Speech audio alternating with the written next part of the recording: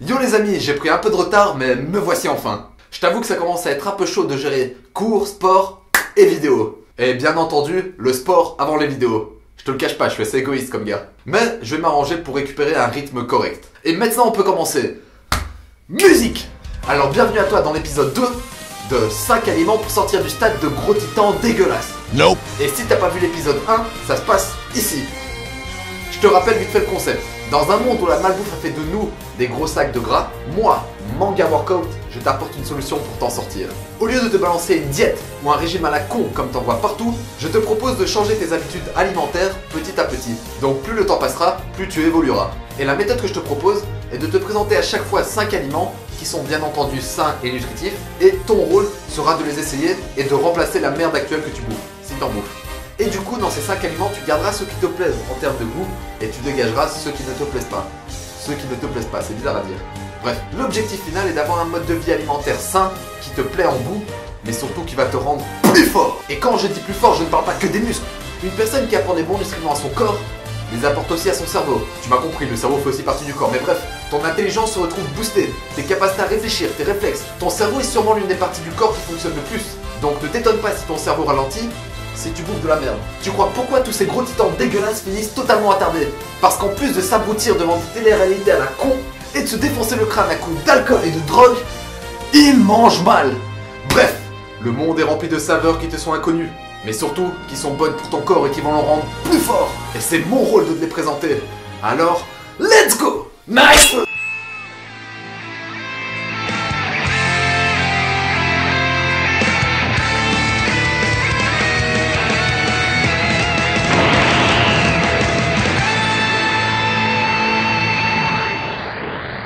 Cette fois-ci, cette vidéo est adressée à nos amis véganes, végétariens et etc. Mais elle reste utile à tous les mangeurs de viande de la team. Et j'en profite pour souhaiter un bon anniversaire à mon végétal préféré. Bon anniversaire Thomas. Bref, pour revenir aux végétaliens, végétariens, véganes, en vérité je vais faire une chose. Je vais tous vous appeler les non-mangeurs de viande. C'est pas une moquerie, c'est juste pour que ça soit plus simple pour tout le monde. Le point commun que vous avez tous, c'est bien le fait de ne pas manger de viande. Alors je reviens à ce que je disais. La question qui revient très souvent c'est: est-ce qu'un non-mangeur de viande peut-il prendre du muscle? Faut savoir qu'en musculation, tu as besoin de 1,6 à 2 grammes de protéines par poids de corps pour prendre du muscle. Jusqu'à là c'est faisable, tu as assez d'éléments végétaux qui t'apportent des protéines. La difficulté c'est que les protéines d'origine végétale sont très souvent incomplètes, contrairement aux protéines d'origine animale. Je vais faire vraiment très simple. Quand je parle de protéines incomplètes, je veux dire par là que la protéine ne possède pas les acides aminés essentiels dont ton muscle a besoin pour grossir. Et donc, pour rendre des protéines végétales aussi efficaces que les protéines animales, tu dois mixer plusieurs sources de protéines végétales. Final Flash! Comme par exemple le combo connu de tous, riz plus lentilles. Et du coup, je te propose 5 aliments qui te seraient super utiles pour prendre du muscle dans une diète végane. Donc, si tu es un non-mangeur de viande, fais-toi un stock de graines, de légumineuses et de céréales. Et ne t'inquiète pas, si tu es un mangeur de viande tout comme moi, d'ailleurs je l'assume complètement, ces aliments te seront super utiles. Et je commence avec l'aliment le plus trafiqué que j'ai trouvé, la spiruline. D'ailleurs ça me fait penser à spirale. Et qui dit spirale dit énergie spirale. お前を信じろ。俺が信じるお前でもない。お前が信じる俺でもない。お前が信じるお前を信じろ。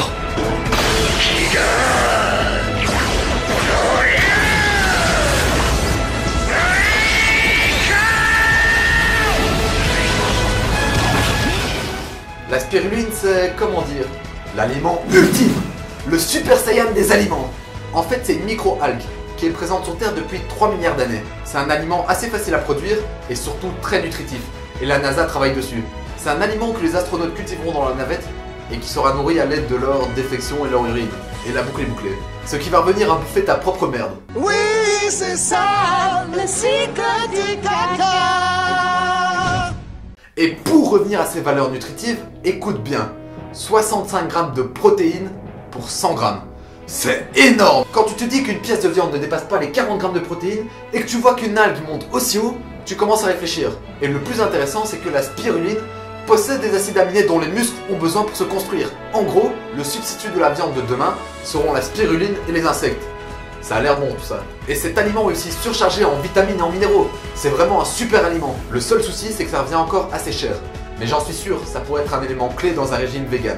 Le deuxième aliment doit sûrement te dire quelque chose. Brocoli, brocoli, brocoli, brocoli, broli! カカロット、まずお前から血祭りにあげてやる。À ton avis, pourquoi le nom du plus puissant mais surtout du plus massif des Saiyans a été inspiré de ce légume? Parce que le brocoli, c'est de la virilité à l'état brut. Légumes riches en fibres, vitamines et etc. Mais surtout, c'est un booster de testostérone naturel. En gros, la testostérone, c'est tes couilles, c'est ton instinct sauvage, ta rage de vaincre, ta prise de muscle. C'est tout ce dont a besoin un homme pour être un homme. Peu importe à quel point t'es civilisé, la testo sera toujours ce côté sauvage qui est en toi. Alors si tu veux ressembler à Broly, mange des brocolis. Et on passe à la noisette. Eh, je suis jamais venu ici. Punaise, de ce côté j'ai l'air beaucoup plus musclé. Bref, j'arrête de faire l'instapute. Weakness identified.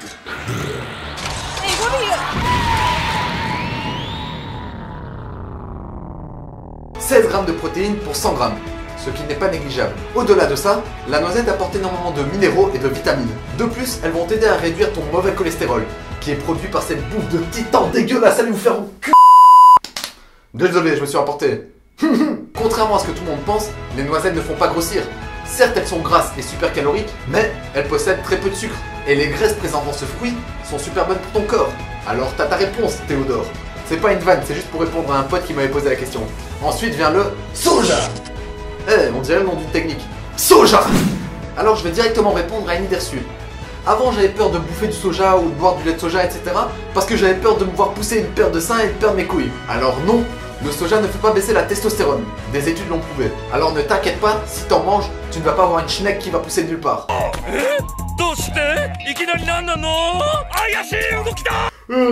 Punaise, j'ai pris une heure de pause, je me suis refroidi d'un coup là, j'ai pris un de ces coups de motrice. Je ne réponds plus de rien quand on dit 3 fois mon nom. Bref, on était au soja. C'est l'aliment le plus utilisé par les non-mangeurs de viande. Pourquoi? Car c'est l'une des rares protéines végétales qui peut remplacer la protéine animale, du fait qu'elle contient tous les acides aminés essentiels. Et de plus, cet aliment est utilisé dans énormément de recettes japonaises. Donc mangeur de viande ou pas, n'hésite pas à ajouter cette saveur dans tes repas. Et pour finir, les lentilles. Non, pas celles que tu mets à tes yeux.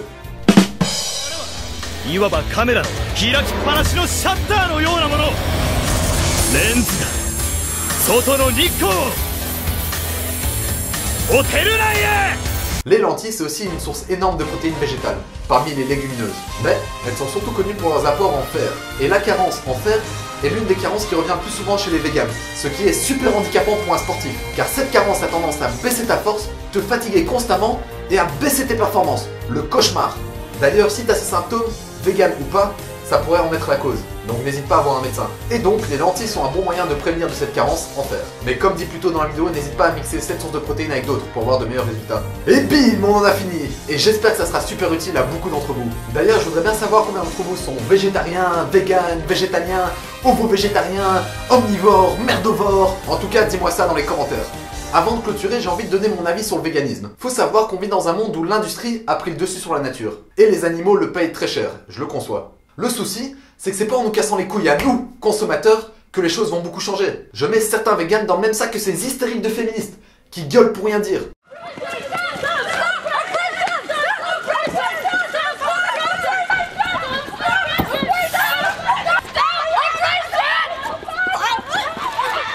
Et qui au final décrédibilisent leur mouvement à force de dire des conneries. Bref, vous avez une noble cause, alors défendez-la bien. Malheureusement, pour se faire entendre dans ce monde, vous devez jouer avec ces règles. Gagnez en puissance et concentrez votre énergie à trouver des moyens d'arrêter le massacre. Mais arrêtez de forcer l'esprit des gens qui n'ont pas compris votre point de vue. C'est pas la bonne méthode. Alors le prochain vegan, féministe, religieux qui essaye encore de me faire culpabiliser, il se prend un putain de crochet à la Takamura.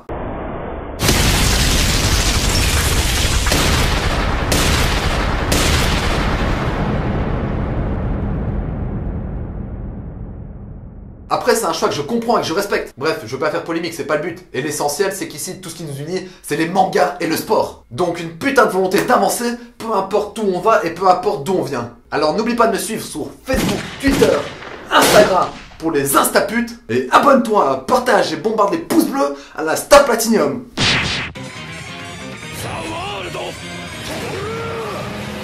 Sur ce, Jana.